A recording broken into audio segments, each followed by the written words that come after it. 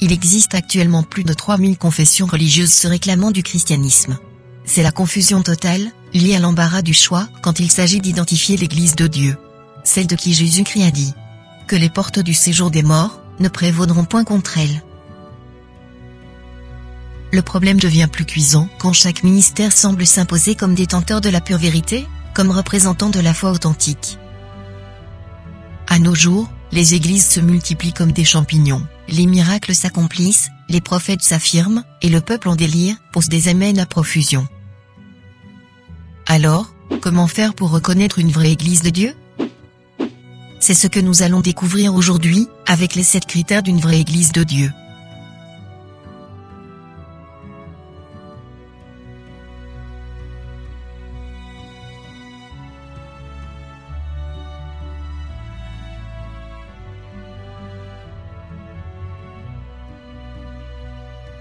Numéro 1. Une vraie église de Dieu doit porter le nom de Dieu. D'après les promesses de Dieu faites dans la Bible à travers ses serviteurs les prophètes, en commençant par Moïse lorsqu'il dit « Alors il y aura un lieu que l'Éternel votre Dieu choisira pour y faire résider son nom. » Pour nous montrer qu'il parle de son nom, il précise « C'est là que vous présenterez tout ce que je vous ordonne. Vos holocaustes, vos sacrifices, vos dîmes, vos prémices et les offrandes choisies que vous ferez à l'Éternel pour accomplir vos vœux. » Car toutes ces choses citées ne sont données qu'à l'Église mais pas à un autre endroit. Vous ne pouvez pas donner votre dîme ou offrande dans un taxi ou dans un marché. En avançant plus loin, dans le livre d'Ésaïe, Dieu il dit « Je donnerai dans ma maison et dans mes murs une place et un nom préférable à des fils et à des filles, je leur donnerai un nom éternel, qui ne périra pas. » Soyez attentifs. Dieu dit, un nom éternel et ajoute, qui ne périra pas. Donc cela nous montre qu'il y a des noms qui périssent, mais un seul nom ne périra pas, et c'est un nom éternel. Or, éternel est un adjectif, et nom qui signifie, qui est hors du temps, qui n'a pas de commencement et pas de fin. Tous, nous savons que Dieu c'est la parole de Dieu, qui demeurera éternellement. Donc le nom éternel que la maison de Dieu Église doit porter, c'est la parole. Elle est la propriété privée de Dieu, c'est pourquoi l'apôtre Jean a vu cette vraie Église parue au ciel, sous forme d'un cheval blanc, et son propriétaire qui le montait s'appelait Parole de Dieu. Numéro 2. Une vraie Église doit chanter les cantiques de Dieu. Les cantiques de Dieu se trouvaient cachés dans la Bible depuis 2 décennies, et personne ne savait que dans la Bible il y a des cantiques appropriés de Dieu. Il a prononcé 3000 sentences, et composé 1005 cantiques. Comme par exemple, Ésaïe 12, le chant de délivrance, Ésaïe 26, le cantique de racheter, Deutéronome 32, et autres. Tous ces cantiques sont significatifs afin d'aider les élus de Dieu, de retrouver le bon chemin de la vie éternelle. Ces cantiques devraient être chantés uniquement dans la vraie Église de Dieu. Et imaginez de chanter à Dieu les chansons qui ne lui plaisent pas.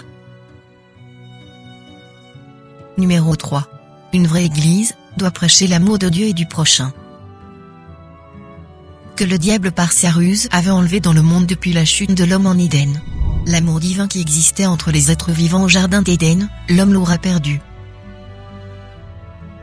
C'est pourquoi, Dieu à travers son Église nous envoie son messager pour restaurer cet amour.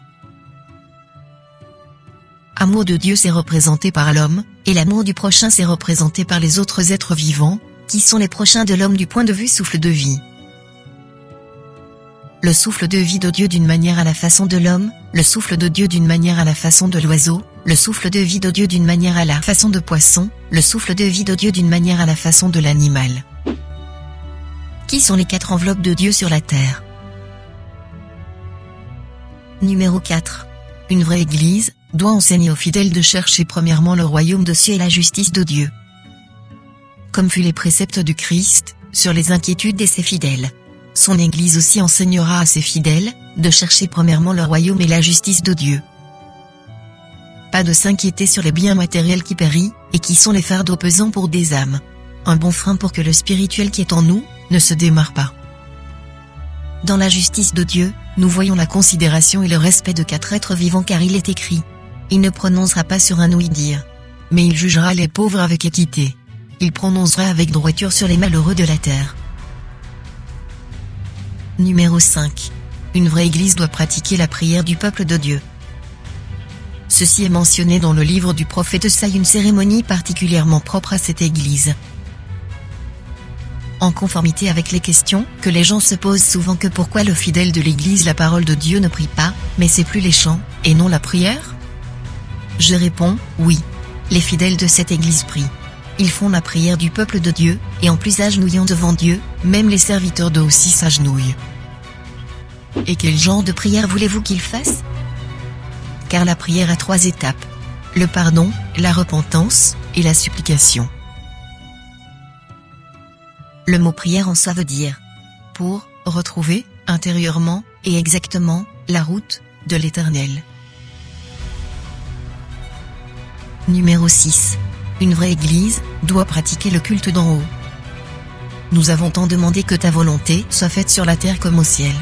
Or dans le ciel il n'y a qu'un seul modèle de prière, une seule façon de chanter, une seule cérémonie du culte mentionnée dans le livre d'Apocalypse au chapitre 19, révélée par Dieu au messager de son église. Sachez-le que, dans le ciel, on ne chante pas n'importe comment.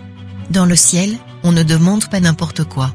Dans le ciel, on ne fait pas de bruit mais plutôt, là-bas il loue l'Éternel à la manière dont Dieu aime, c'est ce qui est imprimé ici sur la terre à travers son église, la parole de Dieu. Numéro 7. Une vraie église doit prêcher que la Bible, mais pas un autre livre à côté de celle-ci. Nous avons constaté avec amertume que dans d'autres communautés, les faux prophètes sont venus apporter leurs livres pour égarer les enfants de Dieu de ne pas suivre les lignes de conduite données par l'Éternel, à travers ses serviteurs les prophètes et apôtres du passé, en les écartant plus loin de la Bible, pour suivre leurs propres pensées qui se trouvent dans leurs soi-disant livres ou brochures. Mais dans l'église la parole de Dieu, c'est la Bible qui sera prêchée du début jusqu'à la fin. Et son messager n'apportera pas son livre pour l'introduire dans l'église de Dieu, mais plutôt il sera là pour déceler la Bible, réunir tous les enfants de Dieu dispersés, guider le peuple de Dieu aux Écritures, orienter le peuple de Dieu par la prophétie, donner la joie d'en haut ici-bas, apporter la paix, et ensuite installer la saine et sainte doctrine. La famille, c'était là les 7 critères d'une vraie église de Dieu sur la terre. Si vous avez des questions, ou des préoccupations, veuillez nous le dire en commentaire. Nous serons très actifs, pour vous répondre. Retrouvons-nous dans la prochaine vidéo.